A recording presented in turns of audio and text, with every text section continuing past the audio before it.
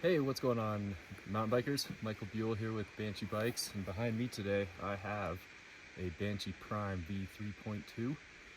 I want to go over a little bike check and bike overview for the Prime here for you today. Goal of today's video is to go through the setup, the adjustments, some of the stuff that you can change, why I have it set up the way that I do, why I actually am planning on changing some things, just based on personal preference and how I like to ride, and kind of show some of the versatility of the Prime, and talk about how I'm going to make it what is already awesome into an even more awesome bike. All right, let's get into it.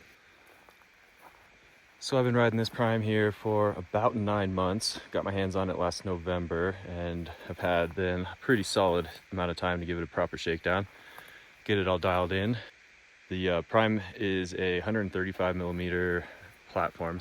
135 is not going to be equal across the board, and I would have to argue that the quality of the suspension here on this Prime at 135 millimeters can definitely bat outside of its travel class, and I'm not the only one, I think, saying that. You'll read that in a bunch of different reviews. So that kind of leads into the fork that I'm running. Got a 150 on here, which is sort of the kind of most standard build option for the Prime. Gives a really nice balance, although for the way I personally really like to ride and the trails I like to ride, typically a lot of stuff that's more long ups and then long descents, I actually do think I'm going to be changing this out for a 160. The big thing that I'd like to accomplish with that is a bit of a higher front end, and it's the geometry that I'm actually most excited about. I've ridden a Prime in the past. It was one of our original prototypes of this V3 platform that I had 160 on, and I just really appreciated the slightly higher front end. 160 just seems to suit my body and preferences really well. So that's one of the things that'll get swapped out here at some point. 150 is awesome for an all-around setup, and I think for many people you're going to be right at home with 150. But if you're like me and you tend to prioritize a little bit of extra aggressive geometry versus having something that's a little more trail feedback and pumpy, then that is possibly the way to go. I also have a similar preference with the other bikes in our lineup. The Phantom, the little brother to this one, which is 115 mils in the rear, I tend to like to max that one out with the 140 up front. And then the Titan, which is the big brother to the Prime, has a 155 rear end, and I find that one is best with a 170 up front. So both kind of at the upper end of the travel of what is recommended. Seems to work really well for me. To expand a little bit more on suspension setup, like a lot of forks, this MRP ribbon has a very simple low-speed compression, and then doesn't have any sort of high-speed compression, but it has the ramp control knob over there on the other side, which kind of gives you a little bit of both bottom out as well as high-speed compression type control. I tend to run things pretty much wide open all the time. However, there are definitely times where I ride in situations and on trails that are a little bit steeper or faster than my normal, and it is really nice to have those controls right there. Crank a couple clicks of low-speed compression on if you need a little extra traction when it's fast and loose, and really nice to twist on that ramp control to maintain the geometry when it gets steep or fast. So great to have options like that. As far as compression goes on this Super Deluxe here, we've got low speed compression as well as high speed compression. Currently with the tune of this shock, I have both of those backed all the way out to 0 clicks on both sides, with airing a little on the heavier side as far as spring rate, a little extra PSI in there in the air spring. I don't necessarily feel like I need much extra compression to get the feel that I want, the way this linkage is being progressive already. Every single shock, even when compression's turned all the way down, still going to be within its range of usable compression a little bit. So that doesn't mean that it has 0, just means that the way that this one is tuned, it's going to be backed off basically as far as I can back it off, and that seems to be like a really nice sweet spot. With that said, there were certainly situations back when I was racing where I would play a lot with high-speed compression, low-speed compression, and all of those different types of tunes. I don't really ride for extreme speed anymore. I'm never riding against the clock. It's more just for fun and enjoyment, and that's where I tend to like a lively, poppy, predictable, kind of natural feeling bike. However, if you are racing the clock where speed is the goal and control is the goal at high speed, then cranking up a little bit of high-speed compression and low-speed compression is something that is worth playing with to kind of dial in a feel that has control in those situations. I tend to like to get my support from spring rate, much more so than compression damping. I think that the Banshee platform, KS2 Link, and really all the Banshees I've ever had over the years tend to ride really well set up like that as well. There's enough progression in the linkage that you don't need to crank it up with a ton of compression. I think the reason that I like that is it tends to give a really nice predictable feel all the way through the travel. I like the feel of the spring giving the support rather than the fluid, keeping it high in the travel and working where the suspension is in that initial kind of beginning supple stage. The rear shock is tuned to kind of have a very similar feel to the front. 200 PSI, which actually equates to almost my exact weight in pounds along with my backpack at this point in time. So if you're running the same shock, that's probably a pretty good place to start.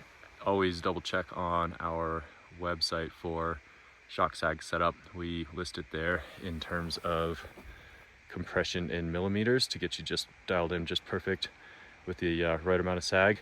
We don't recommend using shock sag indicators as you see here on a lot of the rock shocks. The reason for that is because that is sag at the shock, but when you're talking linkage, sag at the wheel and sag at the shock don't always translate directly across.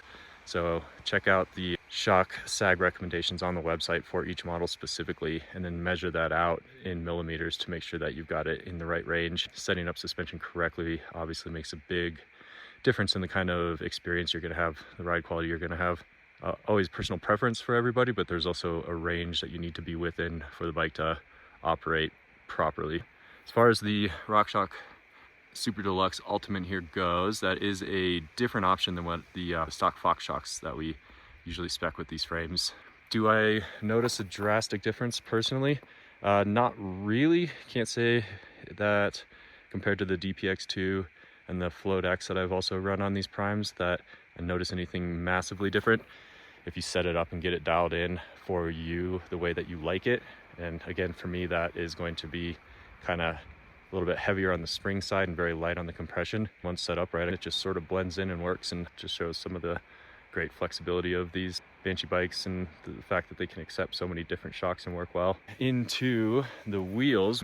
Unfortunately, these wheels are no longer being produced, but I'll kind of go over what they are and why I find a wheel like this is an awesome choice for a bike like this Prime. This particular wheel is kind of their mid-weight wheel. And the cool thing about that is on a bike like the Prime, it gives you the ability to have something that's a little bit more explosive when you're looking for acceleration. You don't necessarily need like a super burly solid enduro wheel. Again, a lot of this is always coming back to personal preferences. But for me, on a bike that is an all mountain bike, anytime I feel like I'm starting to push this bike to the max is right about the same time where you're probably going to start worrying about pushing a set of wheels that's, 1,550 grams, built solid, built tough, but not intended to smash like a downhill set or an enduro set would. So that kind of makes sort of a package where, the wheels, the frame, the suspension, everything kind of is built for the same sort of amount of use and abuse. You can certainly ride these bikes on just about anything, and I think it's always kind of really nice to have it so that you kind of maximize the performance for what it is. If you start getting to the point where you feel like you might start smashing your wheels because you're coming into something a little hotter than maybe you responsibly should on a bike like this, it's probably a good reason to back it off, for other reasons as well. Back over here into the dropper post, I'm running a 180 mil one-up dropper at 6'1" with a 33-inch inseam. The 180 works great. I'm very confident that if I had a 210 that I could also run that. I've got plenty of insertion still to go into the frame, and I have tested that this frame can accept the dropper to insert more, so 30 mils would be pretty easily achievable for somebody with my build. The reason I don't have one on there is just based on availability, and I was able to get this 180 as one of our stock builds at this time that this bike was put together, so that's what I'm running. Maybe on the next one we'll bump that up to a 210. Not much of a water bottle guy, but got the option there in case you need it. Running a pretty basic Eagle drivetrain. This one's a 10 to 50 cassette. I almost never use the 50 anyway. I'd probably actually be fine with a 10 to 46 or 11 to 46 tighter ratio. I think a lot of that's just where you ride. There's places in the world where you need that extra gear to really kind of get through the crazy steep access roads. Here, for the most part, Anything that is that steep is going to be too loose anyways. You'll just be spinning out. So for me, I typically spend most of my time climbing in that 42 tooth, which is second gear anyway, so it works great. All that's good stuff that you can change based on your preferences. I tend to like a burly set of brakes. We're running upper end code here. Only got 180 mil rotors on here. That's something else that, you know, I definitely wouldn't mind swapping out. I could see going to 200s pretty easily on a bike like this, just so that they don't get brake fade quite so quickly. Allow for the cooling to help a little more there. When I descend back home to the home office here, probably about 1500 vertical, I'll definitely be pushing the limits of 180 mil rotor. So along with changing the fork out to 160, changing the rotors out to 200 mil is one of the things that will likely happen to this bike at some point while I have my hands on it. Tires are another thing where it's going to be a lot of personal preference. I've actually never run any sort of tire inserts. I know a lot of people swear by them. I've always had fantastic luck with the Maxxis double down casing. In the front, I tend to be able to get away with a little bit of less. This one, it's going to be an EXO Plus TR in a slightly bigger size, 29 2.5 wide tread, around about 30 psi in the rear, 27 psi in the front on most days in most conditions.